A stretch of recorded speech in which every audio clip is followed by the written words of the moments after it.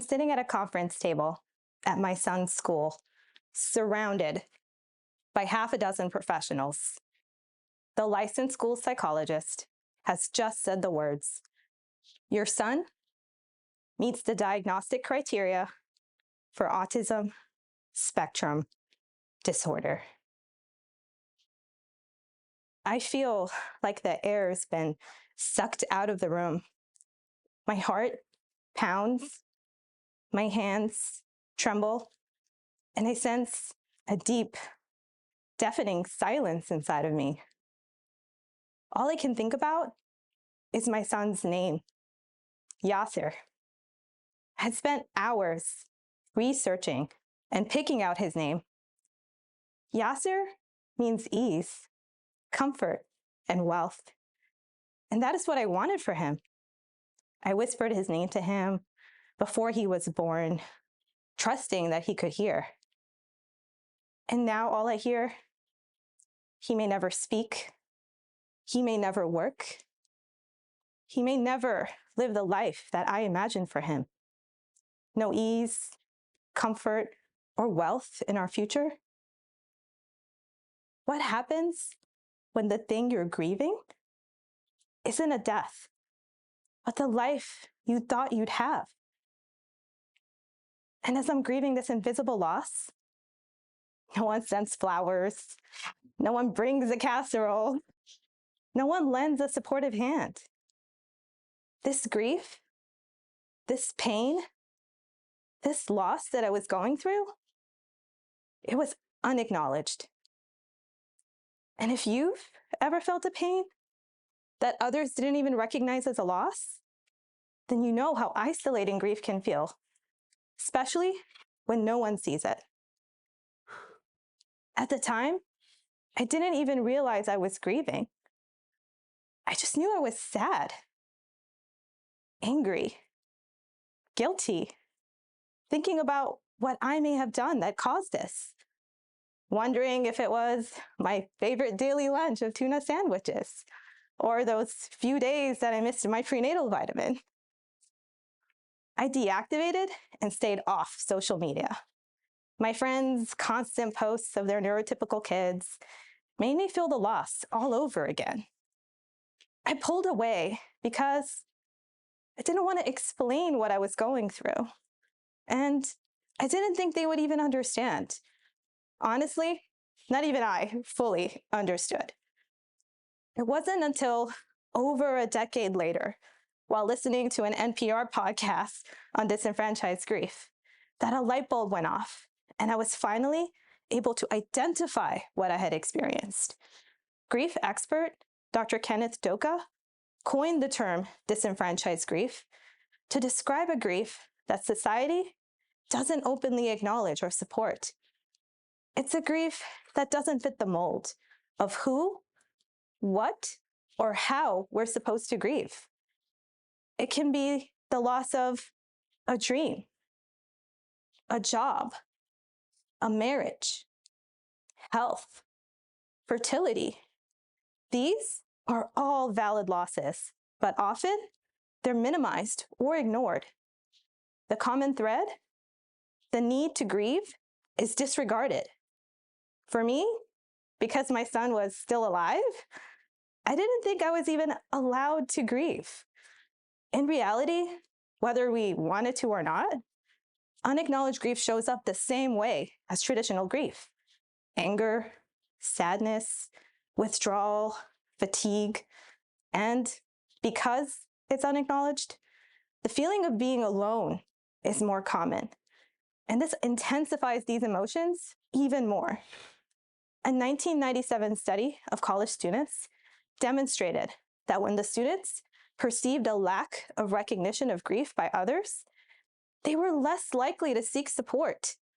This in turn increases their risk of suffering long-term emotional distress. The problem is, when we proactively think that others will not be there for us, we're limiting our own ability to grieve in a healthy way. Let me tell you what I wish I knew 14 years ago when I was sitting in that conference room receiving my son's diagnosis. There is a way forward. ASMR. Not the sensory stimulations that some of us listen to help us relax, but a set of actions we can take to advance through our grief. A, acknowledge it. S, seek support. M, mourn and move forward. And R, complete a ritual. We start by doing what no one else may do. We acknowledge our grief. We name it. We allow ourselves to feel it. Give yourself and others permission to grieve the loss. This is a critical and life-changing step in unacknowledged grief.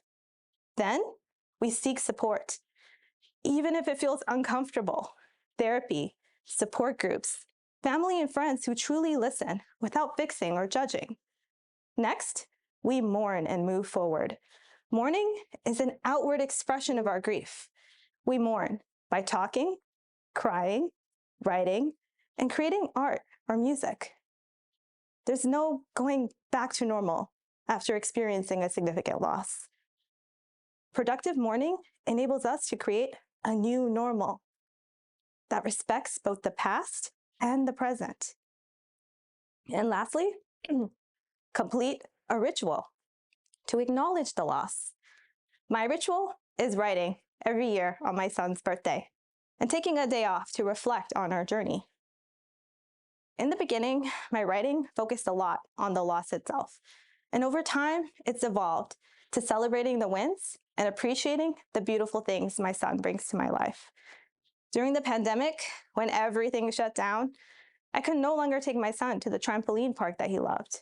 The only place open was the zoo, and we started going there every Saturday and Sunday.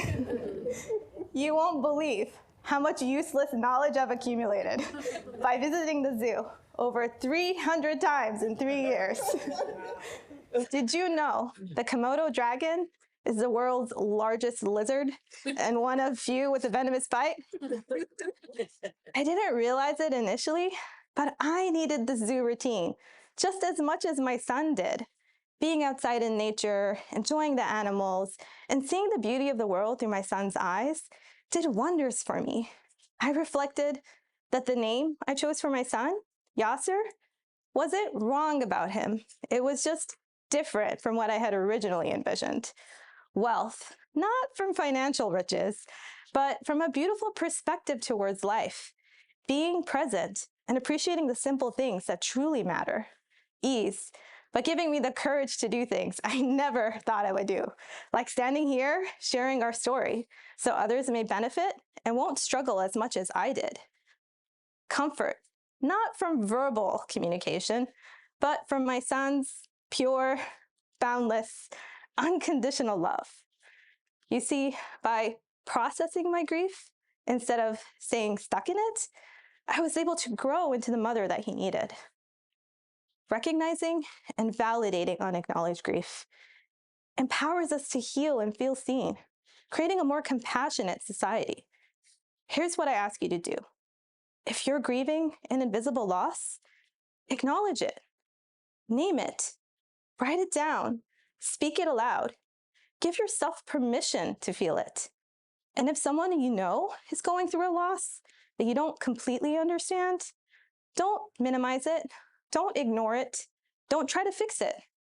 Just be there to listen. You can say, "That sounds hard. I'm here." This simple sentence is a lifeline and gives both permission and support. And lastly, if we, as a society, acknowledge the need for others to grieve these unacknowledged losses, we'll give the greatest gift of all to those who were previously suffering in silence: social acceptance, kindness, and empathy for their loss. Unacknowledged grief is real, and it impacts far more people than we realize. We need to acknowledge it, support it, and process it, and know that even in the midst of this grief, there's growth and the capacity for immense joy. So let's break the silence and acknowledge all forms of grief and create a more compassionate world. Thank you.